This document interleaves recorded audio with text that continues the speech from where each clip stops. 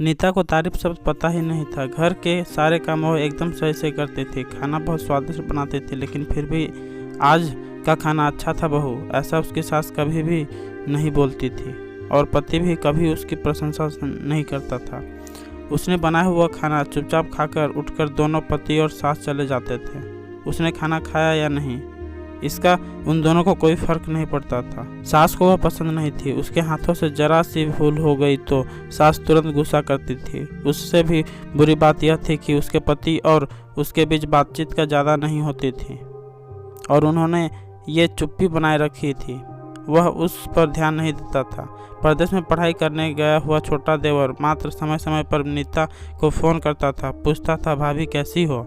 उसका फ़ोन आने पर नीता बहुत खुश होती थी। उसका मन हल्का करने का उचित स्थान था नीता का। कुछ ही दिनों में देवर की पढ़ाई खत्म हो गई और वह घर आया। थोड़े समय के भीतर उसे एक अच्छी नौकरी भी मिल गई। नीता को बहुत आनंद हुआ। नौकरी लग जाने के बाद उसकी सास अपने छोटे बेटे की शादी के लिए बातचीत करने लगी, पर देवर को एक भी लड़की पसंद नहीं आती थी। इसने ही बोला होगा उसे मना करने को, सोचकर सास नीता को ही दोष दे रही थी।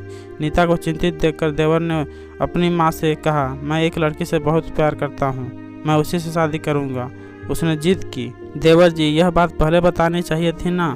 नीता ने यह बात अपने पति के कान पर डाली। इस बात पर उसने थोड़ी किटपिट की, लेकिन लड़की देखकर वह भी तैयार हो गया। सवाल बचा सास का अपने छोटे बेटे का मन कैसे दुखाएगी वह।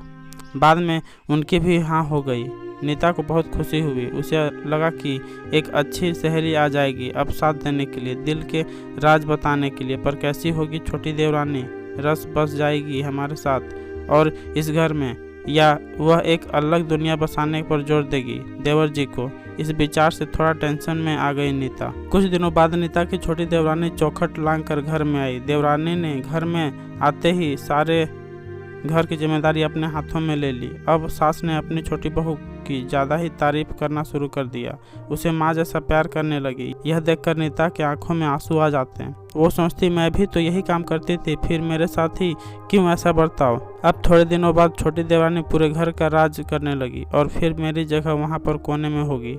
अपने ही विचारों में खो गई नीता के भाव समझने पर छोटी देवरानी नीता के हाथ अपने हाथ में लेकर बोली, दीदी मुझे सब पता है, मुझे अपने छोटी बहन समझिए, देखना बहुत जल्दी सब ठीक हो जाएगा। छोटी देवरानी ने पूरे घर की जिम्मेदारी तो ले ली, लेकिन कामों में कुछ ना कुछ बार बार भूल करती थी। फिर देवरानी नीता के पास जाती और मदद मांगती थी। ऐसा रोज ही होने लगा। यह देखकर सास लेकिन गुस्सा हो गई। मेरे रहते हुए वह छोटी बहू बड़ी बहू को क्यों पूछती है। फिर सास भी रसोई घर में आकर चार काम शुरू करने लगी। धीरे धीरे वह छोटी बहू के साथ साथ अनजाने में बड़ी बहू से भी प्यार से बर्ताव करने लगी, प्यार से बोलने लगी, नए पदार्थ दोनों को सिखाने लगी, भूल समझकर समझाने लगी। अब सास और दोनों बहुओं में अच्छी दोस्ती होने लगी। इस वजह से बड़ी बहू का स्वभाव भी अच्छा होने लगा।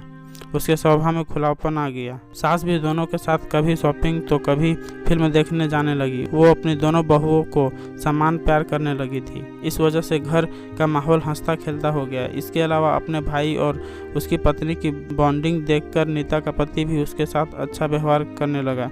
यह देखकर छोटी बहू बहुत खुश हुई। दीदी घर पर पहले आप ही का हक था, ऐसा बोलकर छोटी बहू ने पूरी घर की जिम्मेदारी बड़ी बहू को दे दी। साल भर में नीता के देवर को अच्छे वेतन और बड़ी पोस्ट पर स्थानांतरित किया गया। अब छोटी देवरानी भी अपने पति के साथ परदेश जाएगी और मैं फिर अकेले रह जाऊंगी। इतना ही नहीं, इतने सालों बाद सास का व्यवहार जो इतने सालों बाद बदल गया था वह फिर से वही हो गया तो इस विचार से नीता डर गई। देवरानी की नीता को इतनी आदत हो गई थी कि उसके बिना घर काटने को दौड़ेगा। देवरानी के आ जाने से घर का माहौल बदल गया था। वह थी ही ऐसी खुशमिजाज और ऊर्जावान, जैसा के नाम से पता चलता है। यह देवरानी की हालत भी कुछ अलग नहीं था। उसे दुख हुआ कि यदि यहाँ रहना पड़ा तो उसे अपने पति से दूर रहना पड़ेगा। नीता के देवर की जाने की हड़बड़ी और देवरानी के टेंशन होने के कारण नीता सोच में पड़ गई। अंत में उसे देवरानी को पूछा तो देवरानी ने जवाब दिया कि दीदी मैं सारा दिन नए स्थान पर अकेली रहूँगी, उससे अच्छा मैं यहीं हूँ। आपके देवर को बोला है, मैंने शनिवार और रविवार की छुट्टी में आप ही आ जाया करें। मैं भी उनके साथ जाया करूंगी बीच बीच में, थोड़ा बदलाव के लिए। उस पर वो बोलते हैं कि 6 महीनों में वापस यहाँ ही बदली कर लूँगा मैं। अपने पति की नकल करके देवरानी बोली और छोटी देवरानी भी हंसने लगी। अपनी आंखों के आंसू पोंछते हुए नीता बोली, छोटी यह दिन वापस नहीं आने वाले, जाओ तुम अपने पति के साथ, उनके साथ भी तो कोई होना चाहिए ना। दीदी, आपने मुझे बड़ी बहन का प्यार दिया, वैसे ही भैया के रूप में एक बड़ा भाई मिला। यह भरा हुआ सारा संसार छोड़कर मैं कैसे जाऊं? वहाँ अकेले मन नहीं लगेगा। 6 महीने का तो सवाल है, वह आते रहेंगे यहाँ पर। यह सुनकर नीता ने अपनी देवरानी को खुश होकर गले लगाया। तभी देवरानी नीता को बोली, अपने पति के साथ एक अलग जीवन बनाने में समय नहीं लगता, अपनों में रहकर पति की प्रतीक्षा में ही आनंद है। दोस्तों, 2 अलग अलग घर और ससुराल से आने वाली यह लड़कियां अपने नए घर के लिए सब कुछ करती है, पता ही नहीं चलता कि कब एक दूसरे की आदत हो जाती है। सच में देवरानी जेठानी का रिश्ता बहनों से कम नहीं होता।